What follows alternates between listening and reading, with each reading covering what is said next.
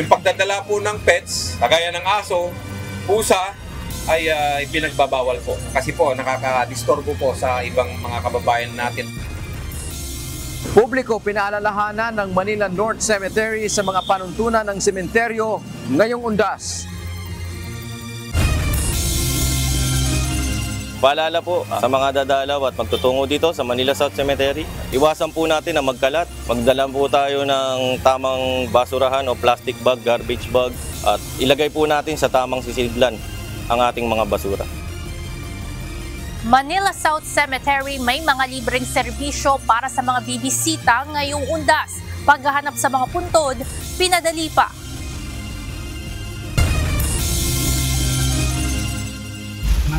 Okay po sa akin na mag-walking.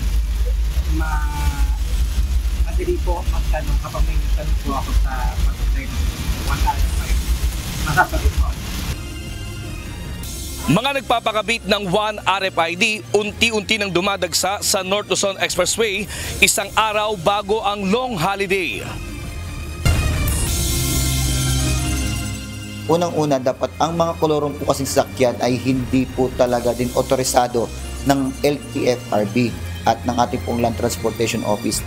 At kung ito po ninyo ay masakot po sa anumang pong kaguluhan, mapakrimentan po or any traffic accident, mahirap din sa isang banda ng mga biktima.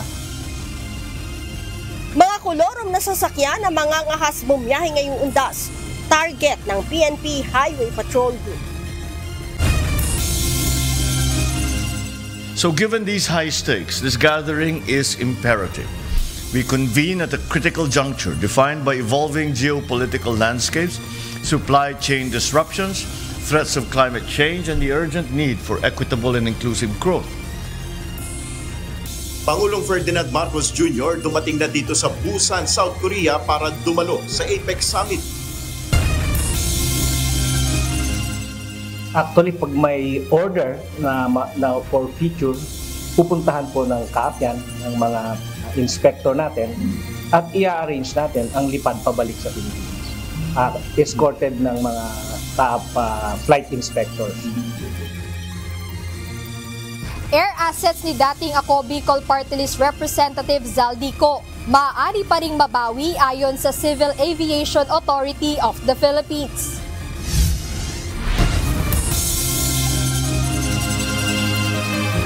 Magandang hapon, Pilipinas at sa buong mundo. Tayo po ay sabayang napapakinggan sa Radyo La Verdad 1350, ang UNTV Radio. Una sa ating mga balita. Ilang libreng serbisyo ang inilunsad ng Manila South Cemetery ngayong Undas. Layo nito na mapadali at maging maalwan ang pagpunta ng publiko sa sementeryo. Ito ang balita ni Ivan Alvarez, live.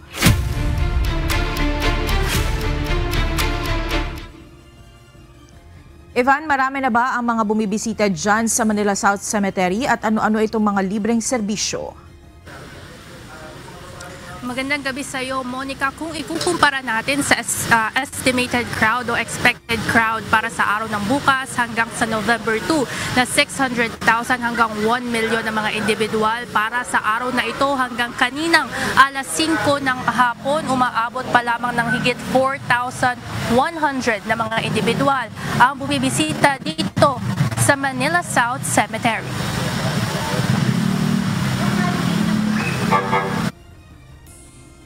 25 hectares ang lawak ng Manila South Cemetery. Sa laki nito, hindi nakatakataka kung maliligaw ang ilang bibisita kakahanap sa puntod ng kanilang mga yumaong kaanak. Bunsod nito, inilunsad ng Manila South Cemetery ang Grave Finder. Para magamit ito, pumunta lamang sa kanilang website na www.manilasouthcemetery.com o iscan ang QR code na ito na available din sa kanilang Facebook page. I-click ang Grave List button at i-input ang pangalan ng puntod na hinahanap. Ang magpipinsa na sina Arika naligaw muna sa Manila South Cemetery bago matunton ang puntod ng kanilang tiyahin. Una po kasi sumakay po kami sa pre-ride po. Tapos akala po namin doon po yung way po namin kasi medyo nakalimutan po namin. Tapos dito lang naman po pala. Pero na okay din naman po, nakita pa rin naman po namin. Nabisita pa po. Kaya naman para sa kanila, malaking tulong ang pagkakaroon ng online grave finder. Nakakabawas ito ng oras sa paghahanap at maiiwasan na rin kung saan-saan pa magpapasikot-sikot. Nakaka-save din po siya ng time and oras, lalo na kapag may iba ka pa pong gagawin. At least sa QR finder, mahanap mo na agad yung graveyard ng kamag-anak niyo po or kung sino man. Ayon sa pamunuan ng Manila South Cemetery, mula taong 1968 hanggang July 2025, ang mga nakalista dito at patuloy ang pag-i-input ng mga pangalan. Samantala, bukod sa mas madaling paghahanap ng mga puntod, tuloy-tuloy rin ang libreng sakay para sa lahat dito sa loob ng sementeryo upang hindi na mahirapang maglakad ang mga bisita. Ang Nepomuceno family, dahil may kasamang matanda at bata sa kanilang pagdalaw, malaking ginhawaan nila ang free rides. Si Randy na kanilang padre de pamilya, satisfied sa mga libreng serbisyo sa loob ng sementeryo. Yes, maganda siya, magandang improvement siya. Tsaka isang part nung improvement na ginawa nila, yung sa bata, nilagyan nila ng tagging, tapos para security na rin sa bata, para hindi mawala. And then of course, sabi nga, yung sa e-trike, yung hatid sundo, mula sa entrance hanggang sa exit, naka-ready yung mga And then yung security, ngayon is good dahil yung mga pulis natin is nasa gilid pa sila, visible. Ayon sa Manila South Cemetery, expected na nila ang dami na taong darating bukas hanggang sa mga susunod na araw, lalo na't nataong weekend ang November 1 at November 2. Inaasahang 1 milyon ang maitatala na magsisipuntahan bukas. Bagamat mahigpit ang seguridad at mayroong nakaantabay na mga naglilinis sa paligid, paalala pa rin ng mga otoridad na tumulong din ang mga mismong bisita sa pag-maintain ng kaayusan sa lugar. Paalala po sa mga dadalaw at magtutungo dito sa Manila South Cemetery, iwasan po natin na magkalat. Magdala po tayo ng tamang basurahan o plastic bag, garbage bag, at ilagay po natin sa tamang sisidlan ang ating mga basura. Monica, simula kaninang tanghali, pabago-bago ang panahon dito sa may Manila South Cemetery. Umaaraw, umuulan at sa mga oras na ito ay umaampon nga dito sa lokasyon namin ngayon. Isa rin marahil sa mga dahilan kung bakit mas matumal ang dating ng mga tao dito sa lugar. Yan ang balita mula dito sa Manila South Cemetery. Balik sa inyo dyan, Monica. Maraming salamat, Ivan Alvarez. Nakadeploy na mga tauhan ng Philippine National Police Highway Patrol Group sa mga sementeryo at major thoroughfares para sa undas. Ayon kay HPG spokesperson, Police Lieutenant Nadim Malang, layo nito na alalayan ng mga motorista sa inaasahang dagsa ng mga biyahe ngayong mahabang bakasyon. Ito ang balita ni Lea Ilagad. Ang paalala po at apela po ng inyo pong PNP HPG para po sa ating pong mga kabayan na magdadala po ng kanila pong mga sasakyan. Unang-una kailangan pong nasa kondisyon po ang ating pong mga kanya-kanya pong mga sasakyan. Maingat at ligtas na pagbiyahe. Ito ang paalala ng Philippine National Police Highway Patrol Group sa mga motorista ngayong long weekend holiday. Ayon sa PNP Highway Patrol Group, mahalagang nasa kondisyon, hindi lang ang driver, kundi ang sasakyan na gagamitin ng mga ito. Bunsod ng inaasahang pagdagsa ng mga pasahero na nais na makauwi sa kanilang probinsya at samantalahin ang mahabang bakasyon, pinaigting ng PNP Highway Patrol Group ang pagbabantay laban sa mga kolorum na sasakyan na posibleng manamantala sa dami ng pasahero at kakaunti ang bus na bumobiyahe. Unang-una dapat po ang mga kolorum po kasing sasakyan ay hindi po talaga din otorisado ng LTFRB at ng ating pong Land Transportation Office. At kung ito po ninyo ay masangkot po sa anumang pong kaguluhan, mapakrimen po or any traffic accident, mahirap din sa isang banda ng mga biktima yung patungkol din sa mga insurances. At sa isang banda rin po, ito rin po kasi talaga din ay paglabag din po sa ating pong batas. Kaya maaring magkaroon po ito ng pangit na resulta, hindi lamang din po sa driver and even nga din po sa passenger po, ito pong sasakyan po na gagamitin po. Ayon kay PNP HPG spokesperson, Police Lieutenant Nadim Malang, babantayan din nila ang posibleng pagdami ng modus operandi ng rent-a-ngay scheme. Kung ito po ay parerenta po natin sa mga private individual, marapat lamang po na kilalanin po nila ang kanila po magiging kliyente At mararapat lang din po nawa no, na ito po ay kanila pong maipalagay po sa mga prangkisa po kagaya po ng LTFRB. Kung ito man din po talaga din po ay pribado, marapat din po talaga din na maglagay po ng mga tracking devices para po at least ma-monitor din po natin ang paggalaw po ng ating pong mga sarili pong sasakyan or mga pinapaupahan po na sasakyan. Sa kabuuan, aabot sa 1,500 ang ipinakalat ng mga tauhan ng HPG para umalalay sa mga motorista. Nakatutok ang mga ito sa nasa 141 sementeryo at mga kolumbaryo. May idineploy din sila mga tauhan sa mga major thoroughfare upang matiyak na maaalalayan ang mga motoristang masisiraan sa daan. Ang Luzon, Visayas region and even the Mindanao region no, ay binigyan po ng red teaming ng ating pong Director HPG na kung saan ang ating pong command group together with our division chiefs ay nahati din po sa 3 na kung saan sila po rin ang mismong mag-i-inspect randomly or regularly dito nga po sa days na nabanggit po natin. At kasama nga din po dito yung mga bus terminals and even mga ports. Paalala ng PNP-HPG sa mga motorista magbibiyahe ngayong undas. I-check ang kanilang Dr. Blow Bagets para sa ligtas na paglalakbay. Samantala, hinimok ng PNP ang publiko na magpatupad ng maximum vigilance. Giit ni Acting Chief PNP Police Lieutenant General Jose Melencio Nartates Jr. Mahalaga ang citizens' awareness bilang first line of defense laban sa mga mananamantala. Kasabay nito ay tiniyak ng hepe ng pambansang pulisya na magsasagawa sila ng proactive measures na layong palakasin ang public safety measures at siguruhin ang maayos at ligtas sa paggunita sa undas sa buong bansa. Inatasan din ito ang police intelligence units na bantayang mabuti ang potential criminal groups at iba pang threat actors. Ang NCRPO, sinabing wala pang naiitalang problema sa mga sementeryo. Palagi pong maayos ang peace and order natin ngayon dito.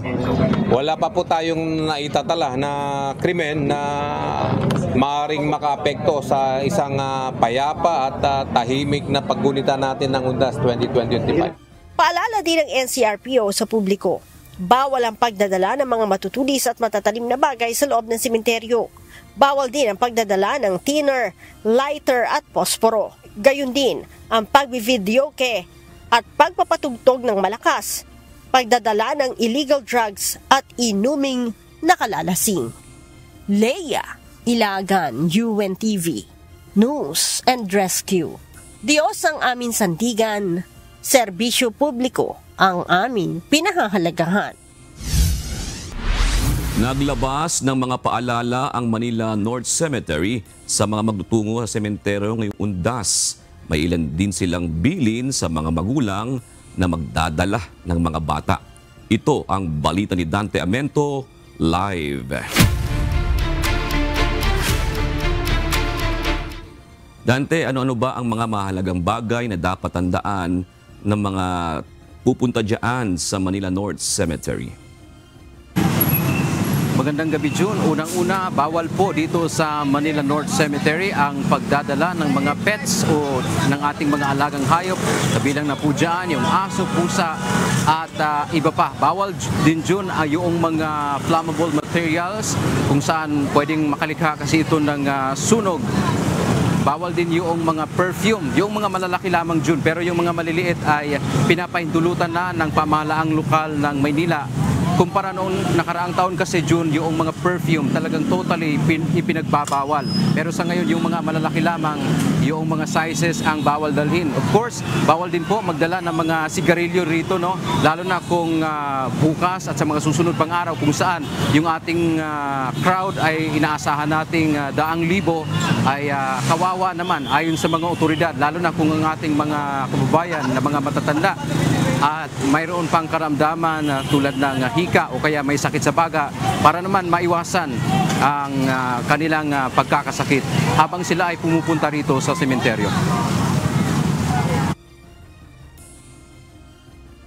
Ayon sa Philippine National Police o PNP, bilang respeto sa iba, makabubuti kung iiwan na lang ang mga alagang hayop sa bahay. Maaari lamang itong pagmula ng mga hindi magandang insidente. Mamaya hindi niya makontrol yun. Manuklaw yun, di gastos pa siya. Di ba? Ipinagbabawal din ng pamahalaang lungsod ang pagtitinda sa loob ng sementeryo. Pati ang pag-iinom o pagdadala ng alak, paglikha ng ingay tulad ng paggamit ng karaoke. Gayon din ang pagbibitbit ng baril at iba pang mapaminsalang bagay. Huwag po kayo magdadala ng mga matutulis sa bagay, iskay po yun, lalo na ang baril. Pulis lang mo ang allowed. Bagamat hindi naman bawal magdala ng bata sa sementeryo, payo ng PNP pangunahin na sa mga magulang na hanggat maaari ay wala nang isasamang bata.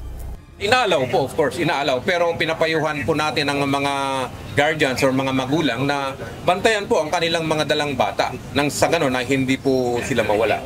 Usually, year on year, mayroong mga naliligaw na bata, nawawalay sa mga kaanap, pero nasa loob ng sementeryo. Mapanganib din para sa kanila, lalo na sa panahon ngayon na uso ang sakit. Posible ring mawala ang mga bata kapag nahiwalay sa magulang o hindi nabantayan ng maigi. Baka mamaya magkawalaan tulad ng mga lumipas na panahon na may mga batang nawawala or ano man nangyayari sa mga bata, di ba? Samantala, nag-deploy ng 144 personnel ang Philippine National Police o PNP sa sementeryo. Bukod pa ito sa mga tauhan ng iba't ibang ahensya at non-governmental organization na aabot sa mahigit 500 sa kabuuan. Ayon pa kay National Capital Region Police Office o NCRPO Director Police Major General Anthony Aberin, wala naman silang nakikitang banta sa Manila North Cemetery. Kung kailangan po nating magdagdag ng additional na kapulisan po rito, nang sa ganon ay makasiguro po tayo na talagang magkakaroon po tayo ng isang ligtas at maayos na undas po. Kabilang sa binabantayan ng mga otoridad ang posibleng pagdaraos ng rally dahil ipinagbabawal ito. Sa panig naman ng lokal na pamahalaan ng Maynila, inalerto ang Manila Health Department para sa mga mangangailangan ng tulong medikal. May mga nakadeploy ng ambulansya at bumbero kung sakaling magkakaroon ng emergency. June, as of 5 p.m. ngayong hapon, ang crowd estimate dito ay nasa 10,600 at itong sementeryo ay bukas simula kahapon 5 a.m. hanggang 9 p.m. So pagpatak ng 9 p.m. wala na pong papayagang papasok rito. Lahat din ng mga sasakyan June ay bawal pong pumasok sa loob ng sementeryo. Huwag mag-alala yung ating mga kababayan na magtutungo rito sapagkat mayroon namang libreng sakay na ibinibigay ang pamahalaang lungsod ng Maynila. At tulad din sa South Cemetery, mayroon din dito June na ipinapatupad na tagging doon sa mga bata just in case kung sila ay mawalay sa kanilang mga magulang ay madaling matrace kung saan sila napunta, no?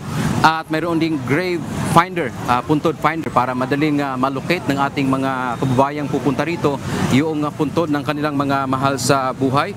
Hindi po bawal magtinda dito sa labas ng sementeryo, dito sa may entrance. Pero ang pinatitiyak lang kanina ni Manila Mayor Isko Moreno Dumagoso ay yung kalinisan pagkatapos na magtinda. At ang naging babala din June ng alkalde doon sa mga magsasamantala. Ditong marami kasing tao na pupunta rito, baka magsasamantalang magnakaw yung mga, sabi nga nilang mga tulongges ay tinitiyak ng lokal na pamahalaan ng Maynila na sila ay mananagot sa batas. Yan ang ating update mula dito sa Manila North Cemetery. Balik sa iyo, June. Maraming salamat, Dante Amento.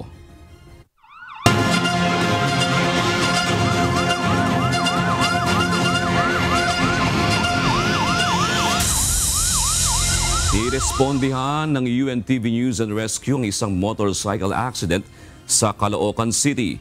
Kahit naka-off-duty ang isang responder, pinili pa rin itong tumugon sa nangangailangan. Ito ang balita ni April Ervas. Isang vehicular crash ang nadaan ng off-duty responder ng UNTV News and Rescue kung saan sangkot ang isang motorsiklo at SUV sa EDSA Caloocan, Bagong Baryo, Caloocan City, alas 11 ng gabi, October 28. Nadatnan pa ng responder ang dalawang pasyente na nakaupo sa gitna ng kalsada sa ilalim ng F. Aguilar V. Manolo Footbridge katabi ang motorsiklo nito. Magkaangkas sa motorsiklo ang dalawa, edad 39 anyos na lalaki at 21 anyos na babae. Ini-assess agad ng responder ang kalagayan ng mga biktima habang wala pa ang ambulansya na tinawagan ng on-duty PNP sa lugar.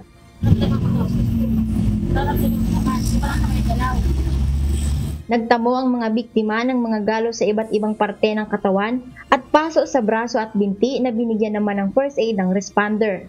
Ayon sa rider, sumemplang sila ng masagi ang papalikong SUV sa harap nito na nagdulot sa kanila ng injuries. Silang lilikos na po kung oras na diretso po ang nangyari. Matapos lapatan ng paunang Lunas, ay iniindulso na ang mga pasyente sa dumating na MMDA ambulance upang madala sa ospital. Sa mga nangangailangan ng agarang tulong sa panahon ng aksidente o sakuna, makipag-ugnayan po sa UNTV NAR hotline 8911 UNTV o 8911-8688. April Ervas, UNTV News and Rescue. Diyos ang aming sandigan, serbisyo publiko ang aming pinahahalagahan. Nasa Busan, South Korea na si Pangulong Ferdinand Marcos Jr. para dumalo sa 32nd Asia-Pacific Economic Cooperation Leaders Meeting. Ayon kay Pangulong Marcos, isa sa mahigpit na babantayan sa APEC Summit ang resulta na magiging pagpupulong ni US President Donald Trump at Chinese President Xi Jinping. Mula sa Busan, South Korea, may live report si Nel Maribuhok live. Nel, gaano ba kahalaga itong dadaluhang APEC Summit ni Pangulong Marcos? Yes, nasa lahat, katatapos lang nitong Filipino community meeting ni Pangulong Marcos dito sa isang hotel dito sa Busan. Doon sa tanong mo, yes, tama ka dyan, napakahalaga para kay Pangulong Ferdinand Marcos Jr. itong kanyang dadaluhan na APEC Summit sa Gyeongju dito sa South Korea. Ayon sa Pangulo, kailangang kilalanin ang laki ng ekonomiya ng APEC region lalo't umaabot sa 46% ng pandaigdigang kalakalan sa goods at commercial services. Ito anya ay may malaking kaugnayan sa oportunidad at kapakanan ng mga Pilipino. Kaya naman mahalaga ang pagpupulong ng 21 member economies sa gitna ng kinakaharap na mga hamon ng mga bansa. So given these high stakes, this gathering is imperative. We convene at a critical juncture defined by evolving geopolitical landscapes, supply chain disruptions, threats of climate change, and the urgent need for equitable and inclusive growth.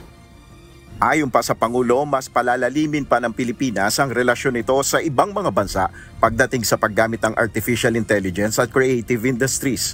Dagdag ni PBBM, isa sa mga mahalagang aabangan sa APEC Summit ay ang magaganap na pagpupulong ni US President Donald Trump at Chinese President Xi Jinping. Kaugnay ito ng pagpapato ng mas malaking taripa ng US. Ang resulta ng pagpupulong ng dalawang malaking ekonomiya sa mundo ang magtatakdaan niya ng magiging galaw ng mga kalakalan. The world is watching because this is the source of the largest shock that has entered into the world trade system. And we have to see what the agreements will be coming out of these meetings between President Xi and President Trump. Those will certainly color everything that we will be talking about in this APEC. Sa kanya ring pre-departure speech, nabanggit ng Pangulo ang ginagawang reforma ng Department of Public Works and Highways o DPWH, partikular ang pagpapababa sa halaga ng mga materyales nito sa ilang proyektong infrastruktura. Tiniyak ng Pangulo na hindi maapektuhan ang kalidad ng mga proyekto. So let me be clear. The quality of what we build will not be compromised. The only thing weakened will be corruption. Ang reforma na ito ay susundan na anya ng ibang mga ahensya at ang matitipid na pondo ay ilalaan sa mahalagang programa. In this light, the DepEd, DADILG, DOH, DOTR, NI, and all other relevant agencies shall immediately follow the same pricing system as that of the DPWH. The savings we secure will go where they matter most. The programs that uplift families, support livelihoods, and strengthen communities. Alas 5 ng hapon dito sa Busan, lumapag ang sinasakyang eroplano ng delegasyon. Kasama ng Pangulo sa delegasyon ang ilang miyembro ng gabinete at si First Lady Lisa Marcos.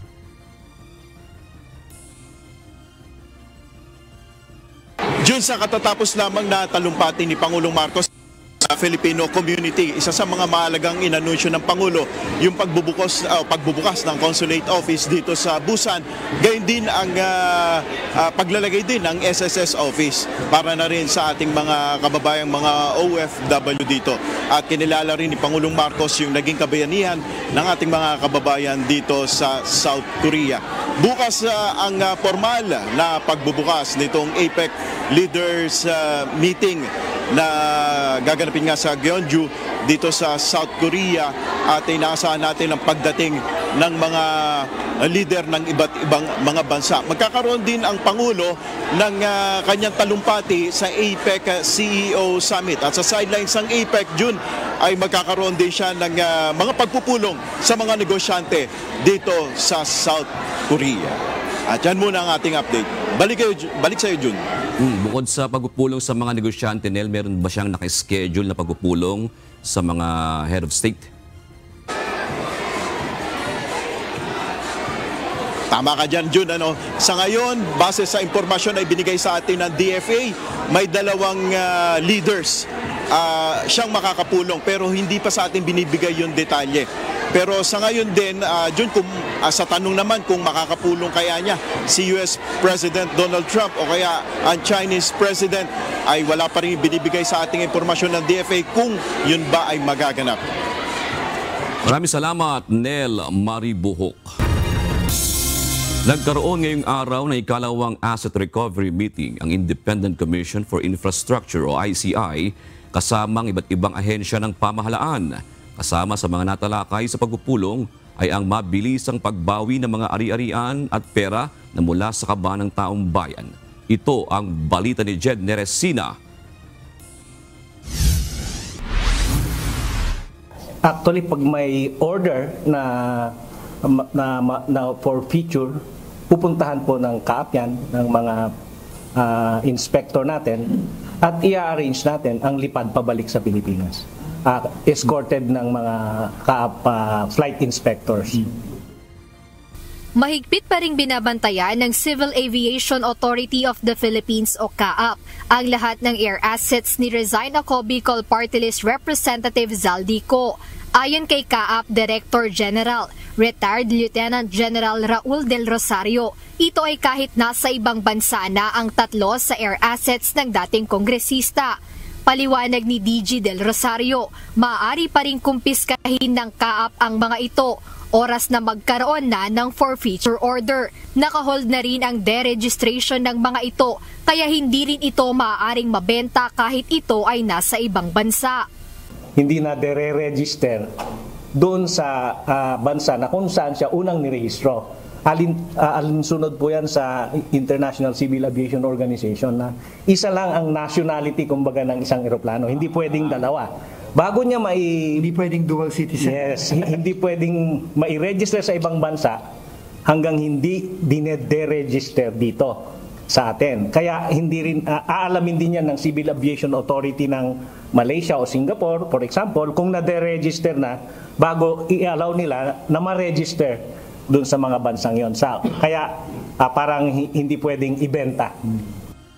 Kahapon kinumpirma ng CAAP na nakalabas na ng Pilipinas ang tatlo sa air assets na iniuugnay kay Ko. Batay sa kanilang monitoring, nasa Kota Kinabalu, Malaysia ang dalawang Agusta Westland helicopter. Umalis ang mga ito ng bansa noong August 20 at September 11. Samantala ang Gulfstream aircraft ay nasa Singapore mula noong August 16. Ngunit ayon kay Lieutenant General Del Rosario, hindi kasama sa mga biyahe o flight na ito si former representative Ko. Actually, kasama dun sa flight plan, pag nagre-request sila ng exit clearance, yung passenger manifest. So meron tayong listahan kung sino yung mga kasama doon at wala namang si Zaldico doon. Sa tatlong eroplano, clear po ayon sa manifest na naka-attach doon sa request for flight plan. Ayon kay CAAP Director General, wala pang freeze order kaya nagamit o nakabiyahe pa ang mga ito. Yung August 16, yung Agusta 1389 helicopter. Okay. August 20, yung Gulfstream 350. Okay. At saka September 11, yung isa pang Agusta 1389 helicopter. Yung Singapore, yung Gulfstream, yung dalawang helicopter sa Kota Kinabalu. Samantala, inihahanda na ng Bureau of Customs ang pagsusubasta ng luxury cars ng mag-asawang Diskaya. Ayon kay Attorney Chris Noel Bendijo, Deputy Chief of Staff of the Commissioner ng BOC, handa nang ipasubasta sa November 15 ang 7 sasakyan ng mga Diskaya.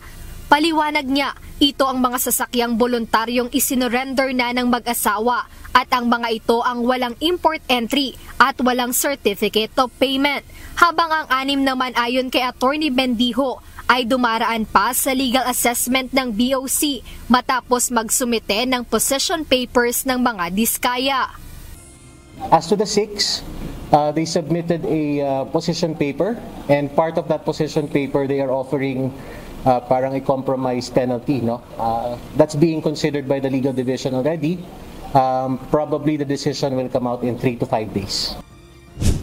Ayon sa BOC, nasa 200 million pesos ang halaga ng 13 luxury cars ng mag-asawang si Curly at Sara Diskaya. Paliwanag ni Attorney Bendijo, kapag ito ay naibenta na, papasok muna ito sa forfeiture fund ng kawanihan at kalaunan ay ibabalik din sa National Treasury. Jed Neresina, UNTV News and Rescue. Diyos ang aming sandigan, serbisyo publiko ang aming pinahahalagahan. Muling ipinananawagan ng isang House official ang masusing lifestyle check ng Ombudsman sa mga opisyal ng pamahalaan. Ito ay kasunod ng pagsasapubliko ng Statement of Assets, Liabilities and Net Worth o SALN ng mga mambabatas. Ito ang balita ni Rosalie Coz. Kailangan talaga seryosohin din ng ombudsman yung lifestyle check. And dapat talaga i-revive uli yan, yung lifestyle check.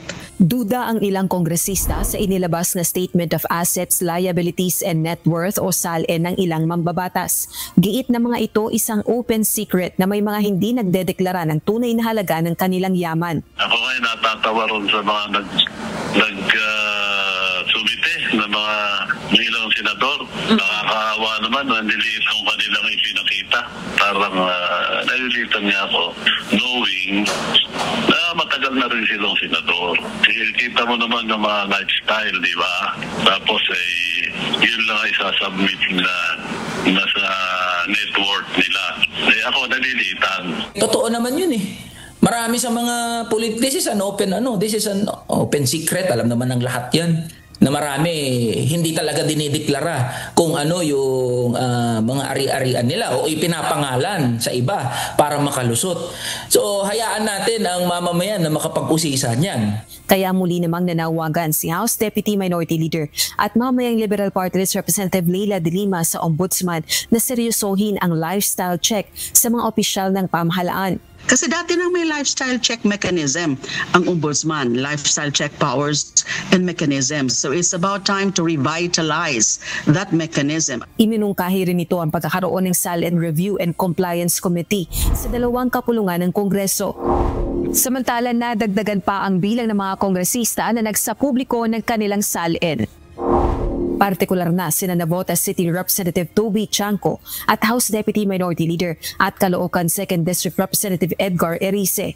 Nagkakahalaga ng 213.93 million pesos ang net worth ni Congressman Chanco. 5 ang kaanak nito sa pamahalaan, kabilang na ang cousins-in-law na sina Pangulong Ferdinand Marcos Jr., Senator Amy Marcos, dating House Speaker later Representative Martin Romualdez at Tingog Party List Representative Yeda Romualdez. Alkalde naman ng Navotas ang kapatid nito. Nagkakahalaga naman ng mahigit 70 million pesos ang net worth ni Congressman Erice.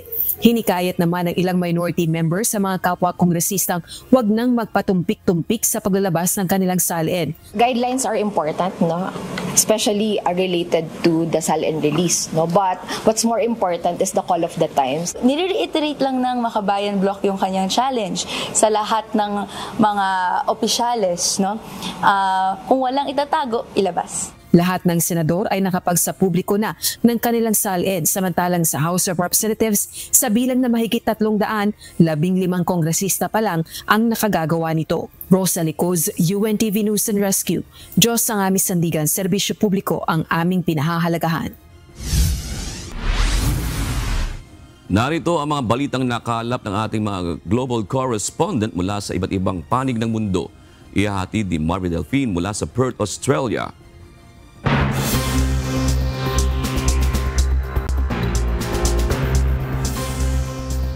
Magandang gabi naman sa inyo dyan sa Pilipinas. Makalipas ang 6 na taon, muling nagkaharap si US President Donald Trump at ang Chinese counterpart nito na si Chinese President Xi Jinping sa South Korea. Nagpulong ang leader ng dalawang pinakamalaking ekonomiya sa buong mundo sa layong tapusin na ang matagal na trade war na nakakaapekto sa global economy. Sa kabila ng tensyon, positibo si Trump na magbubunga ng maganda ang kanilang pag-uusap ni Xi at magiging daan para sa mas maayos na relasyon ng dalawang bansa. Ito ang balita. I thought it was an amazing meeting. He's a great leader of a very powerful, very strong country, China. It was an outstanding group of decisions, I think, that was made. A lot of decisions were made. There wasn't too much left out there. Naging maganda para kay US President Donald Trump ang naging pagpupulong nila ni Chinese President Xi Jinping sa South Korea kanina.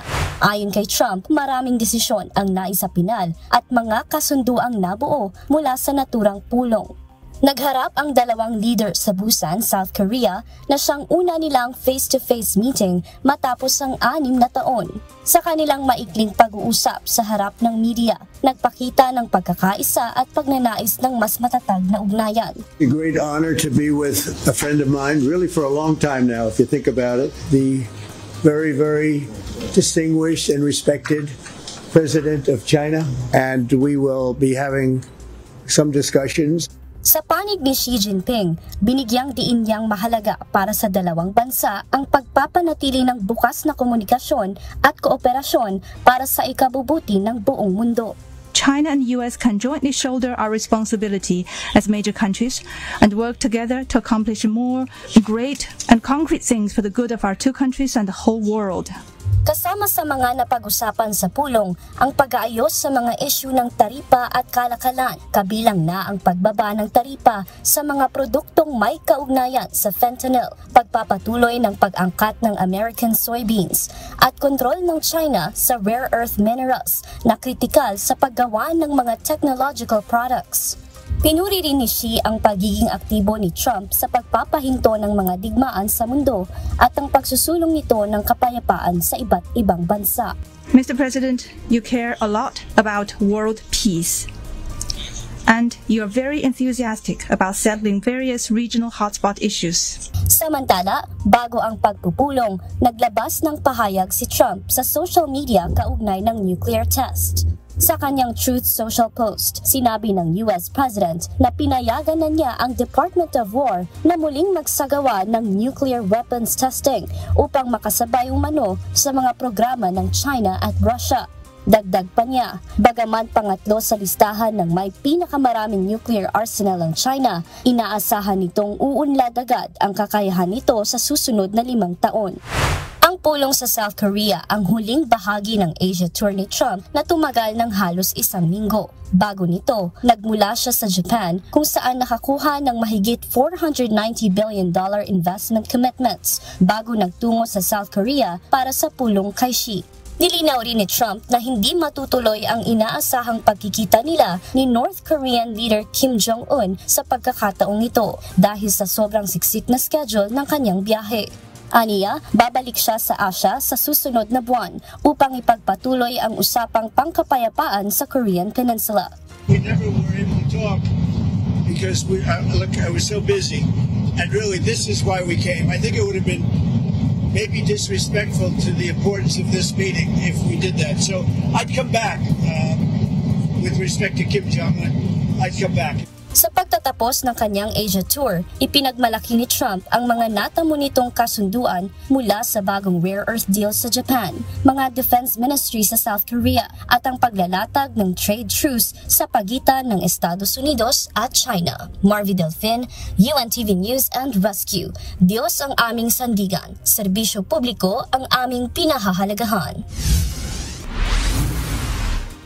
Mahigit 260,000 na sasakyan mula sa 4 na kumpanya, kabilang ang Hyundai, Kia, BMW Korea at Stellantis Korea ang i-recall sa South Korea dahil sa natukoy na mga depekto sa manufacturing.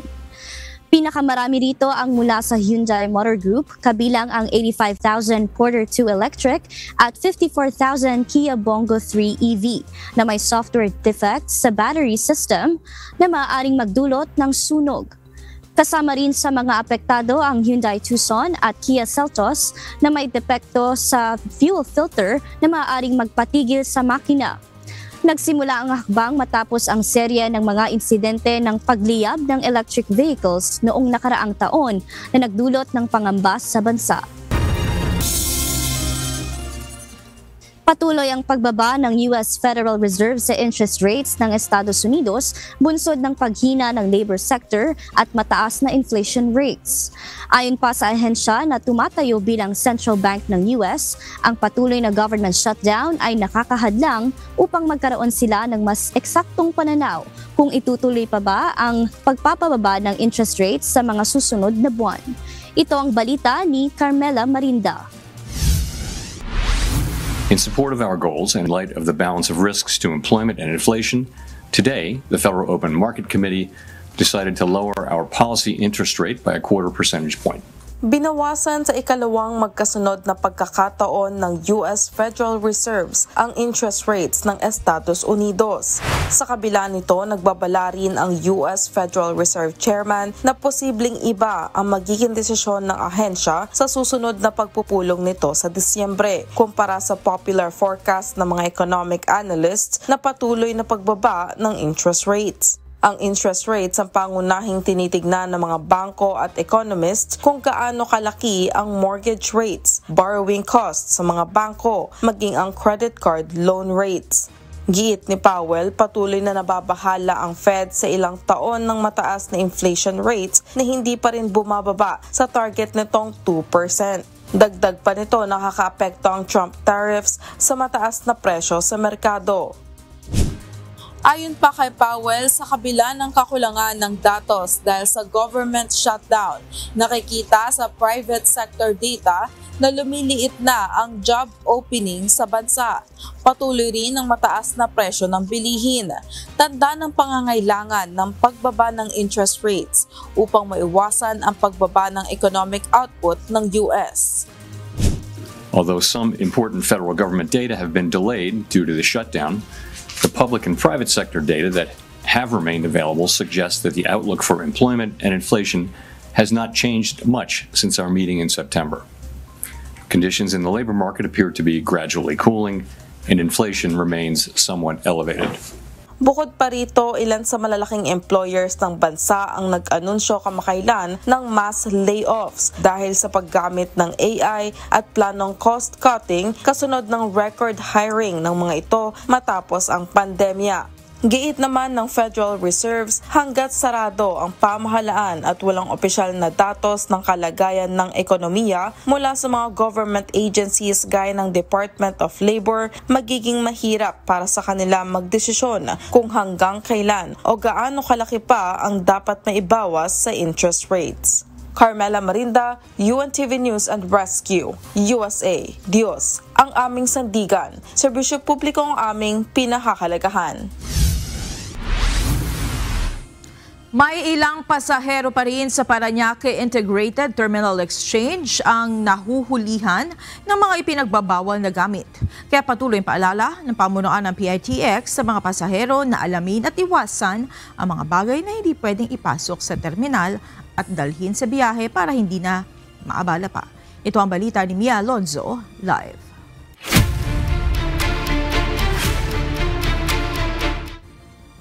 Mia, ano itong mga nakumpiskang prohibited items dyan sa PITX? Monica, ilan sa mga nakukuha o nakukumpiska ng PITX ay yung kutsilyo, itak at yung kanina lang na halos na nasa 20 bilang na mga flammable objects na nakuha lamang sa iisang tao. Pero as of sa maghapon na ito, nasa 20 tao na yung nakukuhanan ng mga ipinagbabawal na gamit. Bukod pa dito yung noong October 27. Kaya naman patuloy ang paalala ng pamunuan ng PITX na iwasan na yung pagdadala ng mga ganitong klase ng gamit. Lalo ngayon, habang dumadagsa ang mga tao, ay meron pa rin nakikita na nagdadala pa rin ng mga matutulis na bagay kagaya ng kutsilyo. Iba't ibang mga patalim at flammable objects gaya ng kutsilyo, cutter, gunting, posporo, lighter at butane ang ilan sa nakukumpiska sa Parañaque Integrated Terminal Exchange o PITX sa patuloy na pagdagsa ng mga tao pauwi ng kani-kanilang probinsya. Ayon kay Jason Salvador, tagapagsalita ng PITX, taon-taon na lamang napaalala ito sa publiko upang makaiwas sa mga hindi inaasahang aberya at aksidente. Subalit sa patuloy na inspeksyon, may mga ilan-ilan pa rin na patuloy na nagbibitbit sa kanilang biyahe. Marami nakita nating canister ng butane, nakonfiska natin to sa isang tao lang, kasi hindi natin pinapayagan ito. Bagamat karamihan dun sa mga canister niya halos wala nang laman, hindi rin natin papayagan to kasi may mga natitira pa rin yon na gas sa loob. Magiging peligroso pa rin ito kung dadali natin sa bus, ilalagay natin sa undercarriage, baka sumobrang init, sumabog, magkakaroon pa tayo na aksidente. Kaya naman muling pakiusap ng pamunuan ng PITX sa publiko na huwag nang magbitbit ng mga bagay na maaaring pagmulan o maging ugat ng disgrasya sa biyahe. Yung mga ganitong mga bagay, huwag na natin dalhin, yung mga bilis lumiyab, yung mga bilis sumiklab, yung mga patalim, yung mga pwedeng gamiting sandata laban sa kapwa pasahero. And maidagdag ko lang, pati yung mga bagay na may masangsang na amoy, huwag na rin dating dalhin kasi para naman hindi tayo makakos ng inconvenience sa kapwa natin pasahero. Habang mahigpit naman ang pagpapatupad ng seguridad, ramdam na ng ilang mga pasahero ang hirap at antala ng ilang mga proseso sa kanilang mga biyahe pauwi ng probinsya. Galing pa po akong Bacolod. Uwi naman akong Bicol.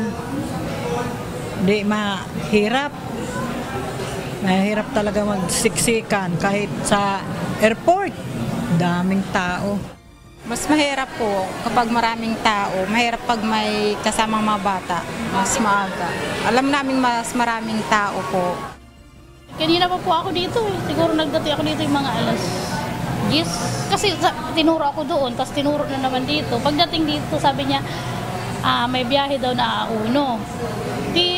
Sabi ko sige. Tapos sabi naman wala na naman daw, ados na naman daw. Tapos pagpunta ko dito, sabi may biyahe na naman doon na auno. Ngayong magbabayad na, ay sabi wala na naman daw, ados na naman daw. Gayunman, pinili na nilang pasahero na agahan upang wag nang masabay pa sa mas marami pang babiyahe kinabukasan. Ang ilan din sa kanila ay pinili ng wag nang magdala pa ng maraming bitbit gaya ng mga pasalubong upang maging bawas sa hassle ng biyahe. Samantala, kasabay ng inaasahang mas pagdami ng tao ngayong undas, tiniyak naman ng National Capital Region Police Office na mas maghihigpit sila sa seguridad sa mga terminal at mga sementeryo simula ngayong araw. Naka-full alert status na rin ng PNP personnel hanggang November 3. Isa rin sa babantayan at isa sa alang-alang ng mga pulis ngayong undas ang mga nakaamba pang rally sa ilang lugar. May mga lightning rallies po tayo na mga inaabangan po, kaya apektado po pati yung mga deployment plans po natin at saka yung mga security preparations po natin. Gayunman, patuloy nila ang kanilang pag-iikot upang makita kung kakailanganin pang magdagdag ng tao sa ilan pang mga area sa NCR. Sa ngayon, siniguro ng NCRPO na wala pa silang natatanggap na anumang banta sa buong lungsod. Samantala, Monica, as of 6 p.m. naman ang ating crowd estimate na mga biyahero na pumunta dito ngayon sa terminal ay nasa 148,000 na at inaasahan pa natin yung karagdagan pa. Base rin sa ating obserbasyon dito, yung may pinakamahabang pila na ay yung ruta papuntang Cavite at Laguna, gayon din yung area papunta sa Bicol. Pero tiniyak naman ng pamunuan ng PITX sakali naman na Kulangin ay meron sila na naka-back up o nakahanda na extra trips. Kaya hindi nila dapat na mag-alala ang publiko sa kanilang pagbiyahe. At yan muna ang update mula dito sa PITX. Balik sa iyo. Maraming salamat, Mia Alonzo. Nagsimula nang humaba ang pila ng mga sasakyang papasok na North Luzon Expressway. Kaya ang pamunuan ng NLEX patuloy ang panawagan sa mga motorista na magpakabit na ng Radio Frequency Identification o RFID. Mula sa Balintawak Toll Plaza, ito ang balita ni Nestor Torres, live.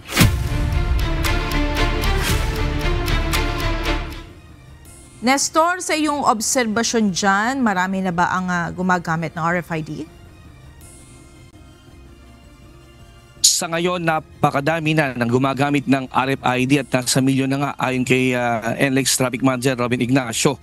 At itong ang problema naman dito sa ngayon ay sa Balintawak ay talagang mabigat ang daloy ng trapiko na umaabot na nga ng nasa kalahating kilometro ang bigat ng daloy ng mga sakyan sa dito sa parting Balintawak Toll Plaza.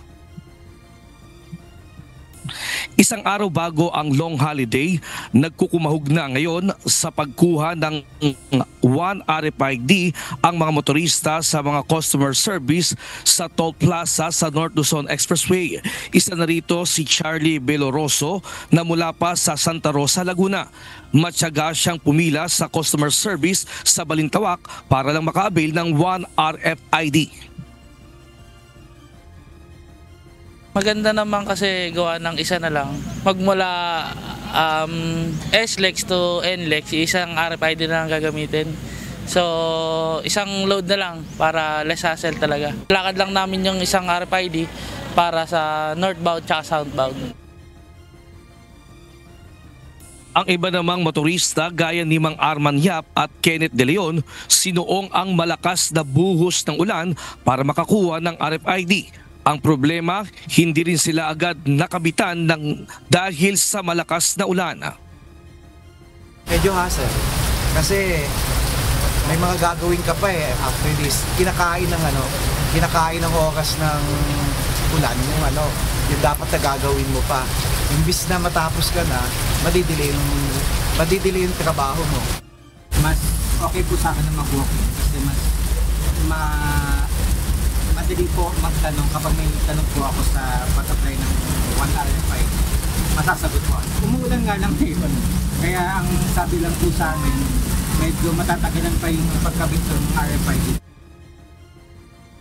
Sa taya ng NLEX Customer Service, mas marami ang nagpapakabit ng RFID ngayong araw na umabot na ng mahigit 3,000 kumpara ng inilunsad ng Department of Transportation ang One RFID program noong Martes na mayroon lang 100 aplikante.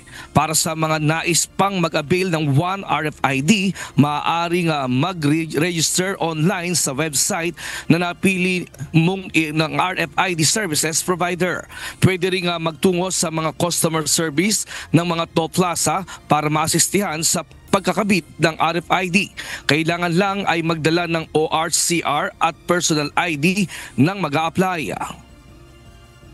Hassle kasi pag dalawa pa luludan mo sumabay pa ulan, tapos kailangan ko sa work ko kasi nagno-north ako, nagsasouth ako. Ayon naman kay NLEX Traffic Operation Head Robin Ignacio, wala namang halos pagbabago rito. Sa ngayon, wala naman tayong makikitang parang masyado malaking pagbabago kasi even yung kung hindi naman po ganun pa yata nakakarami yung nakapag-register yung existing na ginagamit na RFID, pwede pa naman po yung gamitin pag hindi pa sila nakapag-register. Ayon pa kay Robin Ignacio, mahigit 2,000 personnel ang na-deploy sa NLEX, SETEX, Kaalax, Connector at C5 Link. Inaasang nasa 475 na motorista ang babagtas sa mga naturang expressway. Mas mataas ito ng 10% kumpara sa karaniwang bumabiyahe araw-araw na nasa 400,000. Expect natin na dagsa yung ating mga kababayan pauwi is Huwebes ng hapon. Tapos umaga ng Friday hanggang early afternoon ng Friday. Tapos yung balikan naman sa Saturday ng hapon, November 1, meron ng babalik. Pero mas dagsa pa rin po yung uuwi ng Sunday afternoon at early morning ng Monday. So kami naman po sa NLEX ay nakahanda na. So nagdagdag na po kami ng deployment. Samantala, bandang alas 4 ng hapon nang maranasan nga ang heavy traffic o mabigat na trapiko sa Balintawak papuntang norte. Monica, sa kasalukuyan nga ay meron ditong dalawang cash lane dito sa Balintawak at hindi lang itong cash lane talaga yung mabigat ang trapiko ngayon, kundi maging doon sa 20 toll lanes ng RFID. Inaasahang tatagal ang mabigat na daloy ng trapiko hanggang bukas ng gabi ayon sa NLEX Management. At paalala sa mga motorista, lalo na ngayon ay nararanasan ang pagbuhos ng ulan dito sa expressway na mag-ingat lalo na yung mga bumabiyahe nating mga motorista, lalo't madulas ang kalsada at maaaring para maiwasan na rin yung aksidente. Sa ngayon naman ay wala namang naitalang NLEX Management na major accident dito sa kahabaan ng expressway maliban ng doon sa mga rear end o nagkakasdikitan ng mga sasakyan dito sa expressway. At yan muna ang ating latest live mula dito sa Balintawak. Balik sa iyo, Monica. Maraming salamat, Sir Torres. Unti-unti nang nararanasan ang pagdagsa ng mga pasahero sa Batangas Port. Pero dahil sa isang linggong wellness break, hindi na masyadong maraming pasahero ang dumating sa naturang pantalan. Mula sa Batangas Port, ito ang balita ni Benedict Samson, live. Benedict, kumusta ang pagdating ng mga pasahero dyan sa Batangas Port? Magandang gabi, Monica. Sa ngayon ay may mga dumadating na mga pasahero dito sa Batangas Port pero hindi naman ganoon karami na tulad nga ng inaasahan ng Batangas Port. Bandang alas 3 ng hapon ngayong araw, inaasahan ng pamunuan ng Batangas Port ang pagdating ng bulto ng mga pasahero. Pero naging pabugso-bugso lang ito at may oras na bakante ang pila sa mga ticketing booth.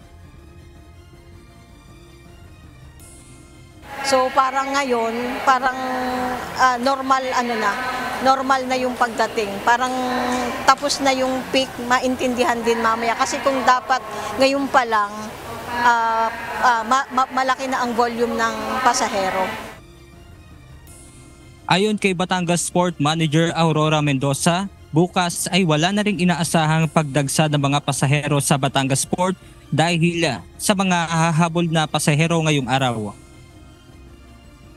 Sa tingin ko, ito na yung ine-expect natin kasi kahapon naman, bukas kasi holiday na talaga tayo. So nag-start siguro sabi ko nga kanina, siguro nakatulong yung wellness break. Parang as early as last week nagbiyahe na sila. So kumbaga hindi na ipon talaga. At dahil sa medyo matumal ang mga pasahero, tiniyak ng Batangas Port Management na sapat ang biyahe ng mga barko. Wala ring naiulat na fully book o nagkaroon ng cancel trips.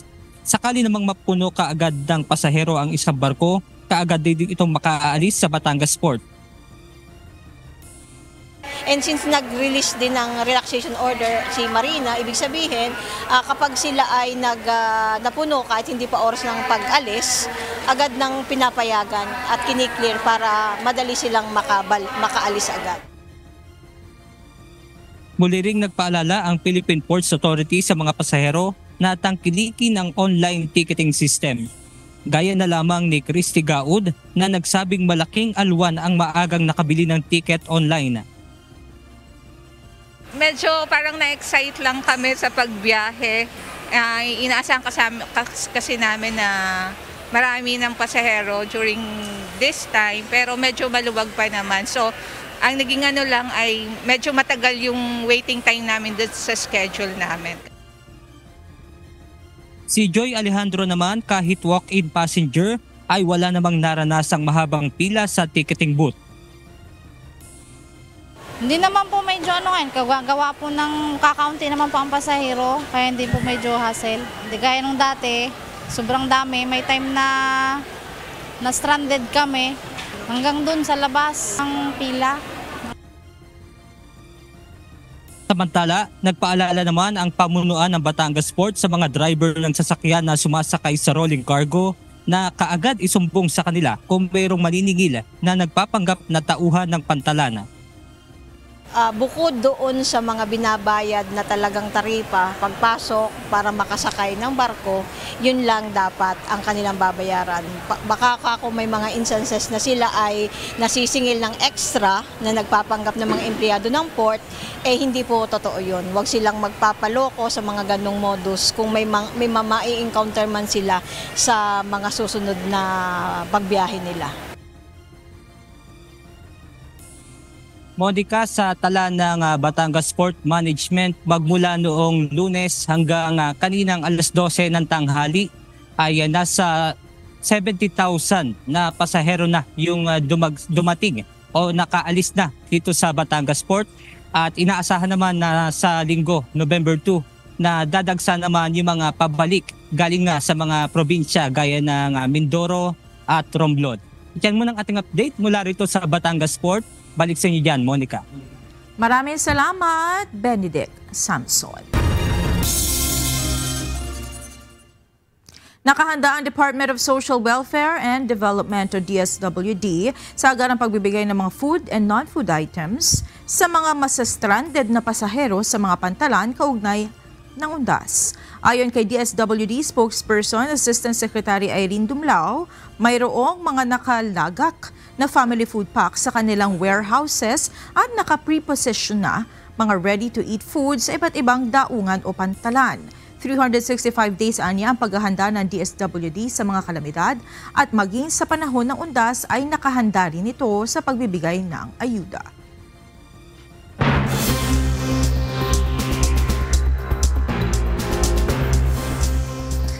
Pinayagan ni US President Donald Trump ang South Korea na bumuo ng nuclear-powered submarines. Sa kasunduan ng dalawang bansa, gagawin ng submarines sa US at dapat bumili ng malaking bulto ng gas at oil ang South Korea sa Estados Unidos. Kumpara sa mga diesel engine submarines, mas tahimik at efficient ang nuclear-powered submarines na gawa sa US, ayon sa social media post ng US leader. Patuloy rin ang pakikipag-usap ng South Korea sa White House para sa reprocessing ng nuclear power submarines na maaaring mag-monitor sa North Korean at Chinese submarines, gayon din sa naval vessels ng mas mahabang oras. Umamin na ang dalawang suspect na nahuli ng mga otoridad sa kanilang pagkakasangkot sa pagnanakaw sa Louvre Museum sa Paris. Kinumpirma ni Paris Prosecutor Laure Becon na ang dalawang lalaki ay kinasuhan ng organized theft at criminal conspiracy matapos makitang tumugma ang kanilang DNA sa ebidensya sa lugar ng krimen.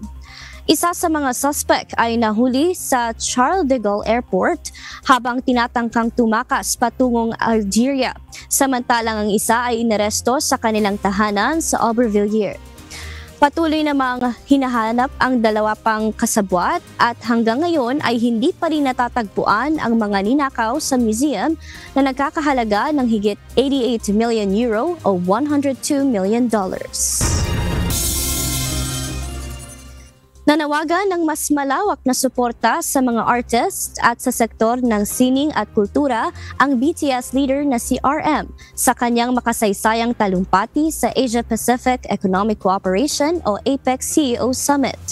Giit ni RM, tulad ng K-pop na tumatawid sa mga hangganan ng wika at bansa, dapat ding bigyang pansin ng mga lider ng mundo ang kapangyarihan ng kultura sa pag-uugnay sa mga tao. Ito ang balita ni Joan Nano. When you think about investing in tomorrow's generations, think about culture as well as economics. Culture and art are a powerful force that moves hearts. They are the fastest messengers that carry diversity and resonance. Sa kanyang talumpati sa Gyeongju Arts Center bilang unang K-pop artist na nakabahagi sa Asia-Pacific Economic Cooperation o APEC Summit, nanawagan ng BTS leader na si Kim Namjoon o RM sa mga pinuno ng APEC na isama sa kanilang mga prioridad ang kultura at sining bilang bahagi ng pamumuhunan sa susunod na henerasyon. Ayon sa kanya, ang sining ay puwersang nagbubuklod ng damdamin at nagdadala ng pag-unawa sa iba't ibang lahi. Ginamit ni RM ang K-pop bilang halimbawa ng kapangyarihan ng kultura sa pagkakaisa. I like to compare K-pop music to bibimbap. You take Korea's unique aesthetics, emotions, and production system, but you don't turn away elements of Western music like hip-hop, R&B, or EDM. Paliwanag niya, tulad ng bibimbap na pinaghalo ang iba't ibang sangkap upang makabuo ng bagong lasa. Ang K-pop ay produkto ng pagyakap sa pagkakaiba at pagrespeto sa iba't ibang impluwensya ng musika. Sa huli-muling nanawagan si RM ng konkretong tulong para sa mga artist sa buong mundo. As a creator and an artist of this generation, I'd like to use this opportunity to make a request to the leaders and distinguished guests of APEC. There are creators all around the world. Please help them. Give them the financial support so that their own creativity can bloom. Give them the opportunities so that their talents can really shine. Dagdag pa ni RM, kailangan ng mga artist ng oportunidad at suporta upang maipahayag ang kanilang talento, isang pamumuhunang magbubunga, hindi lang ng sining, kundi ng mas malalim na pagkakaunawaan sa buong mundo. Joanano, UNTV News and Rescue. Diyos ang aming sandigan, serbisyo publiko ang aming pinahahalagahan. At yan ang mga balita mula sa iba't ibang panig ng mundo. Mula dito sa Perth, Australia, ako si Marvi Delphine. Magandang gabi. Fully booked na ang ilang biyahe pauwi ng probinsya sa ilang bus terminal sa Cubao. At dahil holiday na bukas, ngayong gabi naasahan ng mga bus company ang pagdagsa ng mga pasahero. Ito ang balita ni Ryan Lacanlale, live. Ryan, anong mga ruta ba yung fully booked na at may alternatibo bang sasakyan o masasakyan ang mga pasahero? Diyan dito sa Cubao Bus Terminal, yung mga kumpanya ng bus dito ay mayroong magkakaibang ruta. Doon sa isang bus company na napuntahan natin kanina, yung walong biyahe nila ng bus ngayong gabi papuntang Sagada ay fully booked na. Bukod doon, mayroong pang mga nagpalitan na mga chance passengers. Dito naman sa biyahe na papuntang Bicol, yung mga air-conditioned bus papuntang Daet Camarines Norte ay fully booked na. Bagamat meron pa namang yung mga ordinary bus sila na pwedeng masakyan ng ating mga kababayan. Yung biyaheng Isabela sa isa pang bus company ay fully booked na rin. Samantala, yung ibang mga biyahe nito sa mga probinsya sa Northern Luzon at Southern Luzon ay marami pang bakante. Maraming mga unit na nakapila sa isang bus company na ito. Inaasahan kasi nila na magsisimula ngayong gabi ang pagdagsa ng mga pasahero na uuwi sa probinsya. Sabi ng mga bus company, posibleng tinapos lang ng ating mga kababayan ang huling pasok sa trabaho ngayong araw bago mag-holiday break. Kaya ngayong gabi hanggang bukas ay inaasahan ang pagdagsa ng mga pasahero sa mga bus terminal. Ayon sa pamunuan ng ilang bus company, ay may sapat silang mga bus na bibiyahe dahil pinaghandaan na nila ito. Dati lang yung mga pasero natin, wala namang ganong pila. Marami tayong bus na naka-standby. Kasi talagang yung Webis at saka Biyernes, yan ang talagang inuwi ng pasero. Ang ibang mga pasahero maagang nagpunta sa mga terminal kanina. Ayaw kasi nilang maikot sa dagsa ng mga tao ngayong gabi. Hindi po kasi ngayon, ini-expect ko na mas madaming biyahero na pauwi ng probinsya, kaya mas maaga akong pumila. Parang regular lang naman na yung sitwasyon dito pagka weekly akong bumibiyahe. Pero hindi ko lang alam, sir, kung baka mamaya kasi office hour, paglabas ng mga empleyado, baka mas madaming mga biyahero. Ganun din eh, mas lalong mahirap pumakay pagka nagpaabot ka ng ano. Kaya inagahan na namin. Mas mahirap, mas maraming pasahero na nun. Sa isang bus company na ito, maraming mga nakumpiskang mga patalim, itak at butane. Kaya muling paalala sa ng mga otoridad, bawal na ipasok sa mga terminal ang mga ito. Isa sa inaalala ng mga bus company dahil ngayong gabi ay magsisimula na rin magsiuwian papuntang probinsya ang mga private vehicle, posibleng maantala ang kanilang mga bus pabalik sa Maynila dahil sa traffic kapag nakalabas na ang lahat ng kanilang bus mamaya. Gayunman, maluwag pa sa mga bus terminal na kasalukuyang dito sa Cubao. At kanina nga, magkakaroon ng konting pagkaantala dyan yung pagdating dito ng mga bus dahil yung ibang mga terminal dito, yung kanilang mga garahe ay nasa outside ng Quezon City. Kaya dahil nagkakaroon na ng build-up yung traffic dito sa EDSA at sa paligid ng Quezon City ay nakahantala yung kanilang pagdating dito sa mga terminal. Diyan muna ang latest mula dito sa Quezon City. Balik sa iyo, Jun. Maraming salamat, Ryan Lacalale. Dagsana ang mga pasahero sa bus terminal sa Baguio City na pauwi sa kani-kanilang probinsya para sa long weekend. Samantala, higit 500 pulis ang tinalaga ng Baguio City Police Office sa iba't ibang mga sementeryo sa lungsod bilang paghahanda sa pagdagsa ng mga bibisita sa Undas. Ito ang balita ni Grace Doctolero live. Grace, kumusta ang sitwasyon dyan? Sapat ba ang mga bus para ma-accommodate yung mga pasahero? Yes, June, sapat ang biyahe ng mga bus sa Baguio City papunta sa mga probinsya para mapagsilbihan ang mga biyahero na pupunta o uuwi sa kanilang probinsya. Tuloy-tuloy ang pagdating ng mga pasahero sa Governor Park Road Bus Terminal sa Baguio City na uuwi sa kanilang lalawigan para sa Undas. Mahabang pila at siksikan ang nadatnan ng mga estudyanteng sina Lance at Marco na pauwi ng Tarlac at Nueva Ecija para sa long weekend. Medyo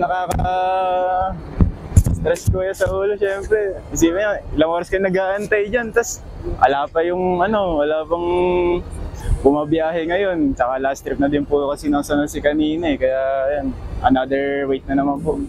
Mahirap naman po talaga yung sitwasyon ng pila, lalo na for students na gusto umuwi, lalo na Undas po.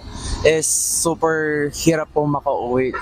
Due to konti lang po yung mga buses namin and choices po ng transportation, and yung mga province po namin is medyo malalayo po yung iba sa amin. Samantala, nakaantabay ang mahigit 500 pulis ng Baguio City Police Office na idideploy sa iba't ibang cemetery sa lungsod mula October 31 hanggang November 2 bilang bahagi ng Oplan Kaluluwa 2025. So ngayon ay papalapit na po ang November 1 and 2 ay mas dumadami na pa yung pupunta dito, and karamihan na nakapaglinis na sila.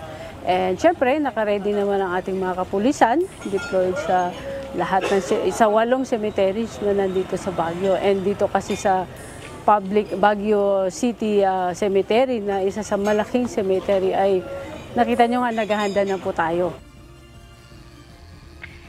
Bahagi ng paghahanda ang pagpapatupad ng traffic scheme sa paligid ng mga sementeryo. Walang rerouting ngunit magkakaroon ng mahigpit na kontrol sa daloy ng mga sasakyan at pedestrian lalo na sa Nagilian area. Dahil na-emphasize po natin ang public safety dyan, kasali na rin po yung sa plano yung pagdideploy ng ambulances, fire trucks, and we also identify mga evacuation areas just in case may mangyari. Tulad ng nakaraan, ipagbabawal ang pagbaba sa mismo ng gate ng mga sementeryo. Ang loading at unloading area ay dapat nasa 100 metro ang layo mula sa gate. Tanging ang mga senior citizens, PWD at buntis lamang ang papayagang ibaba sa harap ng gate bilang konsiderasyon. Yan muna ang balita mula dito sa Baguio City. Balik sa iyo, June. Maraming salamat, Grace Doctolero.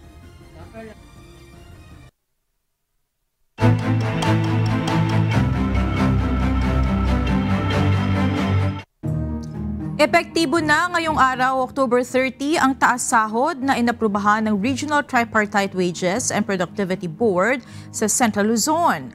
Mula ngayong araw, nasa 475 pesos hanggang 570 pesos na ang arawang sahod ng mga minimum wage earners at domestic workers sa Central Luzon. Samantala, meron pang second tranche ang inaprobahang taas sahod sa Central Luzon na nakatakdang ipatupad sa April 16, 2026. Tataas naman sa 515 pesos hanggang 600 pesos ang arawang sahod ng mga minimum wage earners at domestic workers. Patuloy ang pagpapaigting ng Office of Civil Defense Negros Island Region sa kanilang mga hakbang kaugnay ng pag-aalboroto ng Bulkang Kanlaon. Kabilang dito ang pagpapabilis ng pagtayo ng relokasyon para sa mga pamilyang apektado ng aktibidad ng bulkan. Ito ang balita ni Gladys Tuwabi. Alert level 2 meron pa rin may magmatic unrest pa rin tayo. So yung minor eruption at saka yung mga volcanic emissions, natural lang po na occurrences yan during alert level 2. Hindi po tayo pwedeng maging kampante yung minor na eruption. A reminder for us na kailangan pong pagpatuloy ang pagbantay natin sa sitwasyon. Nananatili pa rin sa mga evacuation center ang 62 pamilya mula sa bayan ng La Castellana at 16 na pamilya mula sa Canlaon City na pawang nakatira sa loob ng 4-kilometer permanent danger zone.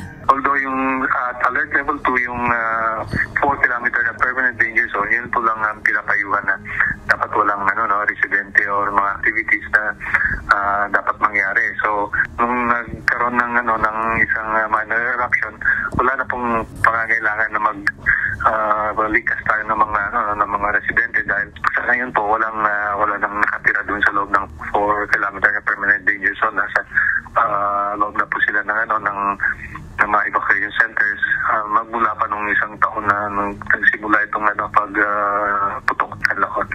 Ayon sa Office of Civil Defense Negros Island Region, minamadali nilang matugunan ang pagtatayo ng relokasyon para sa mga apektadong residente, lalo na sa mga lugar ng Canlaon City, La Castellana, La Carlota City, Bago City at Morsha na mga lugar na pangunahing nakapalibot sa bulkan.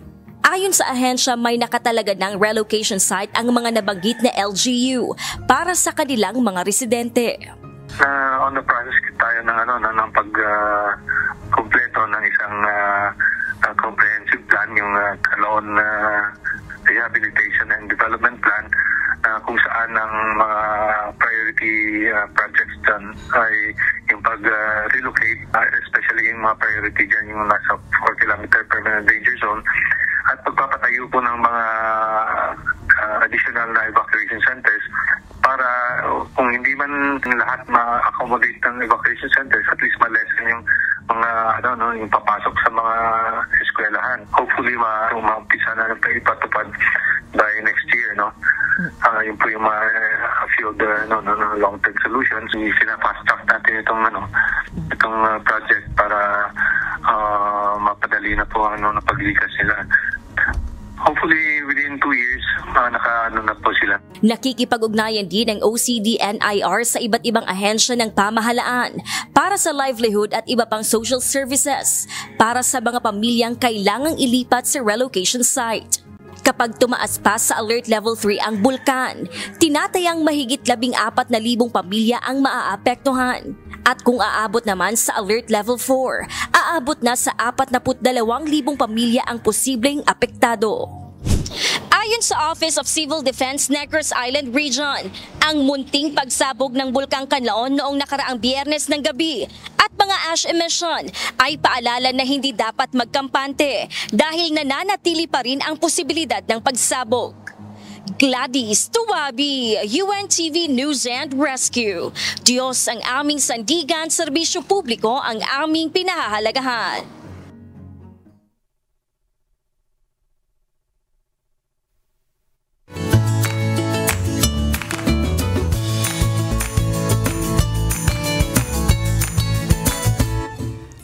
Narito na po ang ating mga naging kausi ngayong araw ng Webes. Salamat po at shoutout kina Salvacion Cantre Ramirez, Rolly Gascon at Marvin Carpio. Gayon din kay Vincent Guban Junicio, Wilson Gomez at Annalie Aram Limpin. Samantalang mga kasambahay, kung may mga istorya po kayong nais pambalikan sa Ito Ang Balita, pwede niyo po ito muling mapanood sa aming mga official social media account. Magtungo lamang po sa UNTV News and Rescue YouTube channel at i-click ang subscribe button. Gayon din sa aming Facebook, Instagram, X at TikTok accounts. Mapapanood nyo rin po rito ang iba pang news programs ng UNTV, pati na iba pang video ng nag-iisang public service channel. Kaya subscribe, like, and share. Narito naman ang salita ng Diyos na ating sandigan mula sa Aklat ng Gawa, 17:28 na nagsasabi, sapagkat sa Kanya tayo'y nangabubuhay at nagsisikilos at mayroon tayong pagkatao. Na gaya naman ng sinabi ng ilan sa inyong sariling mga manunula, sapagkat tayo na may sa Kanyang lahi. At yan ay naging kabuuan ng ating balitaan ngayong gabi. Aming inilahad ng buong katapatan kung paano namin nasaksihan. Kayo po'y makapagtitiwala ng aming nakita at narinig, ang aming ibinabalita. At dito po sa UNTV, Diyos ang aming sandigan, serbisyo publiko, ang aming pinahahalagahan. Magandang gabi po.